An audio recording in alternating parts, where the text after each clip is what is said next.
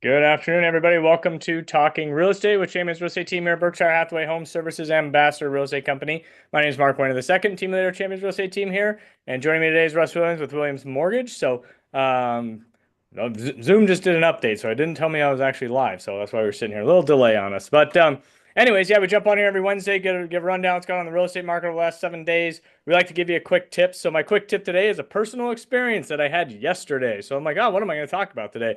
Well, sure enough, the one my quick tip is any homeowner is periodically check underneath your sinks to make sure there's no water leakage or any issues like that. But I'll share with you oh, what showed up yesterday at my house. So as this pulls up, so basically in my basement, I was doing laundry yesterday and heard a drip, drip, drip. And I'm like, what the heck is that noise? And sure enough, opened up our utility sink underneath, and there's a pool of water underneath there, and there's a pool of water like out in front of it.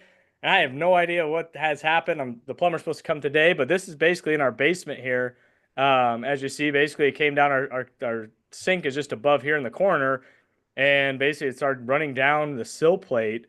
And that, I was just in the basement the night before with my kiddos playing hockey and their little artwork here on the wall here, but didn't see any of that. So that's one night worth of thing. But I think that leak had to have been dripping because I didn't see any gushing water, didn't hear any of that stuff. So my quick tip, personal experience, is every once in a while, make sure you open up underneath your sinks.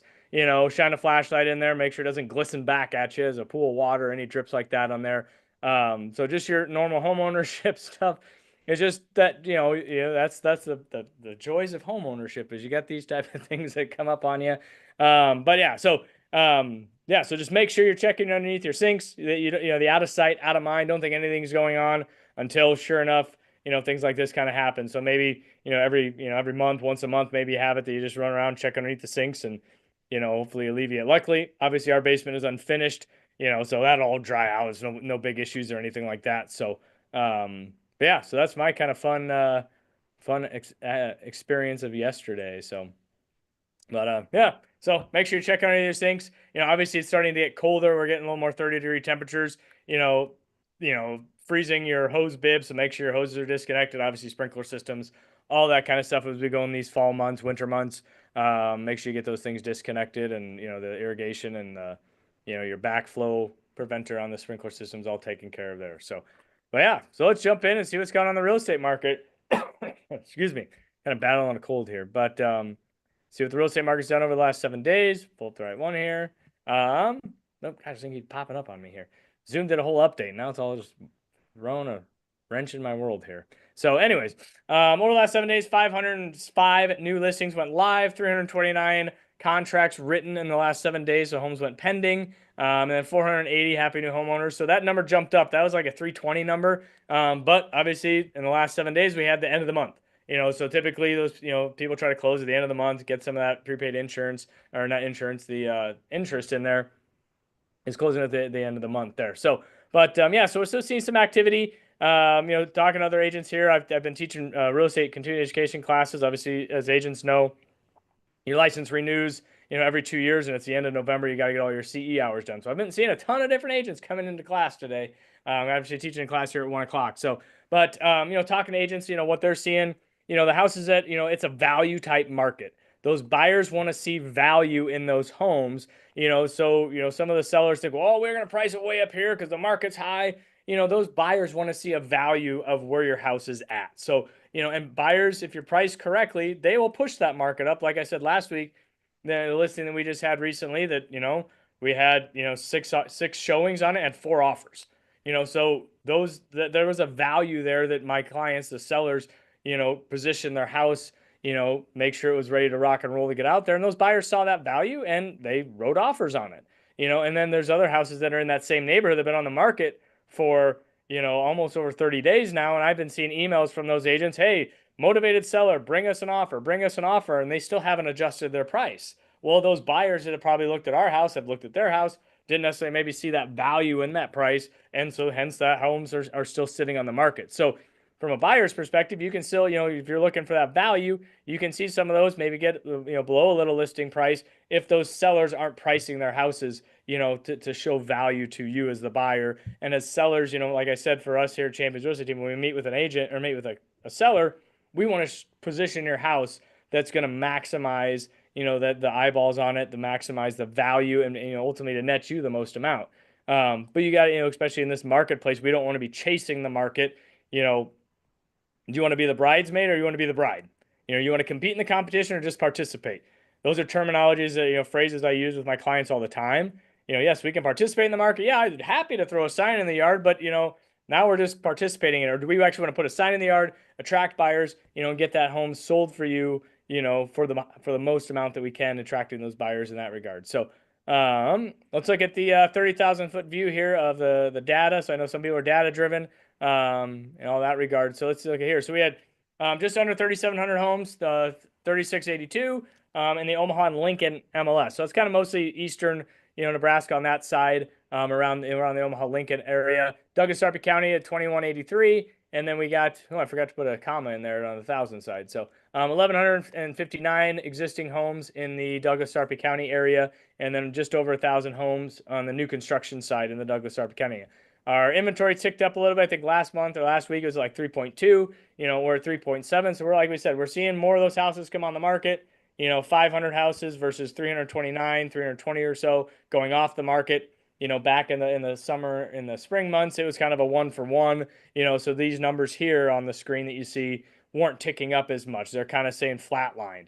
And this is typical this time of year in the winter months and stuff like that. So average sold price went up $1,000. They kind of been sitting pretty steady for that 347 for, I don't know, probably 4 or 5 weeks there. But yeah, so that's kind of what we're seeing in the market. So like I said, big things to take away from this, from the market side, from the real estate side, is buyers are looking for value.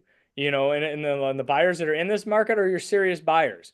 Like I said, on the weeks before when I was, when we're pricing that house, I could see how many showings those other listings had at 17.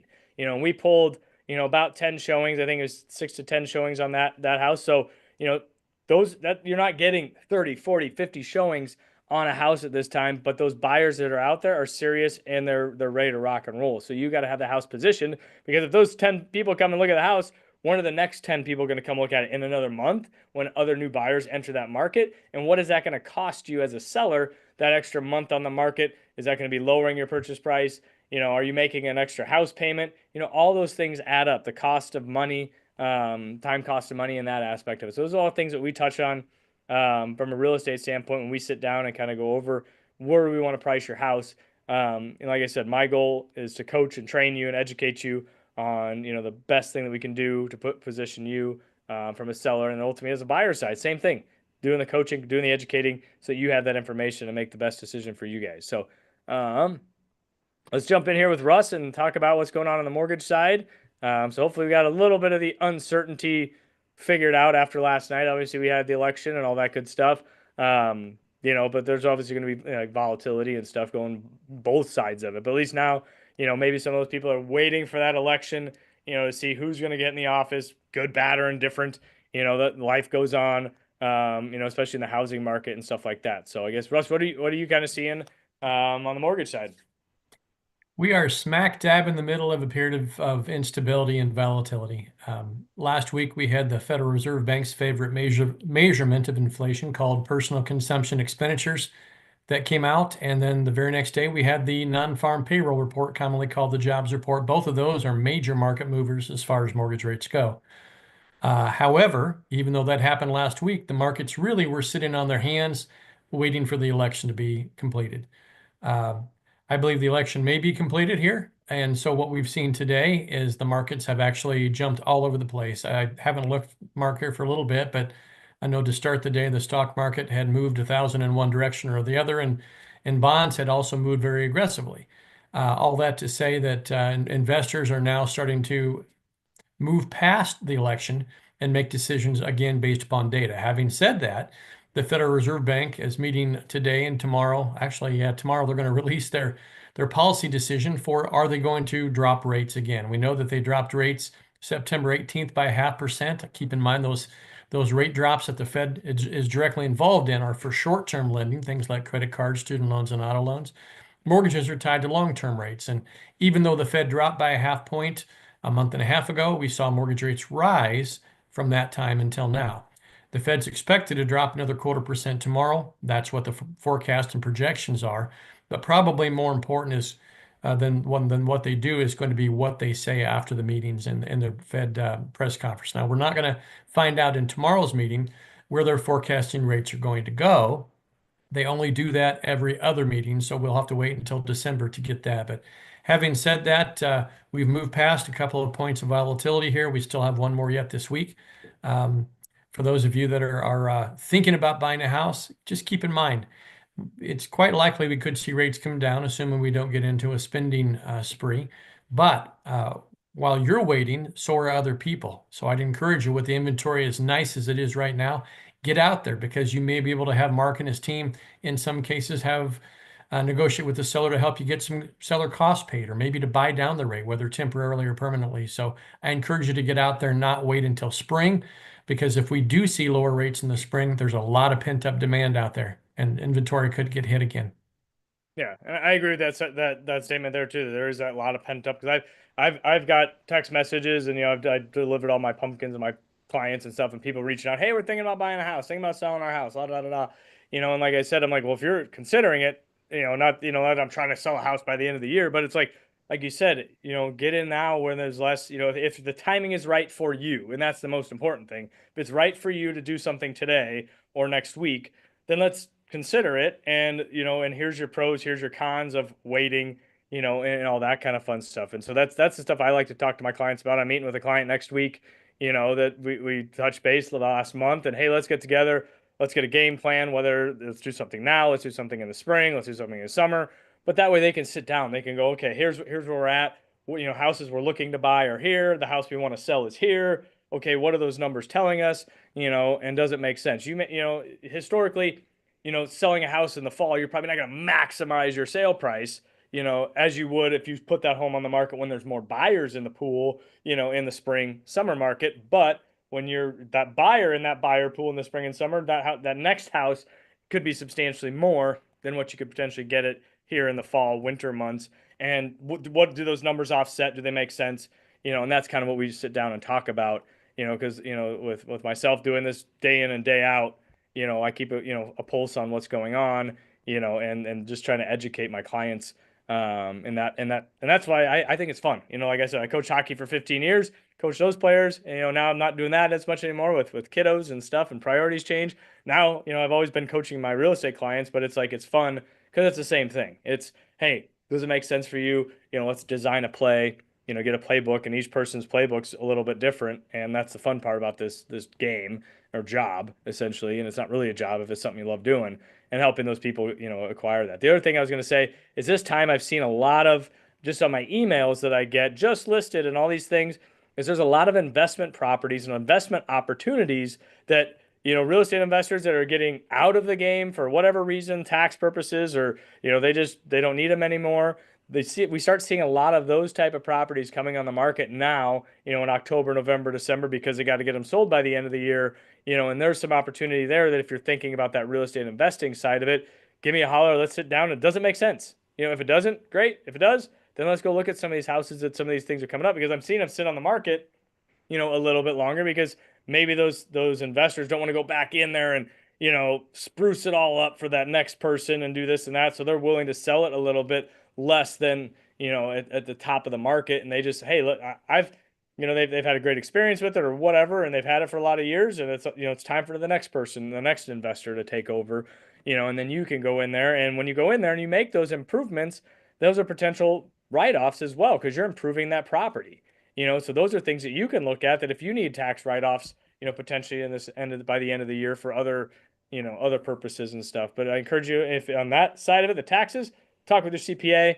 Like I said, I know enough to be dangerous, but make sure you got, have a good support team around you, of the financial advisors, the us here, the real estate advisors, the loan officers, CPAs, all that kind of fun stuff when you're getting into that kind of a ball game. So that you have all the coaches in the press box watching what's going on the field for you, that's down there on the field playing the game. So that's why we're here. Be your press box supervisors, coaches, advisors. I saw that the Huskers just hired a new consultant advisor. Was it the old Houston, West Virginia coach, as a coach and advisor. So that's what we're here for. Like I said, if you have any questions, give us a holler. Happy to sit down and chat. all that good stuff. So take care and see you next week. And yeah, Rush, you got anything? That's it. Have a great week, everybody, and make friends with those that disagree with you. Yep. All righty, guys. Take care.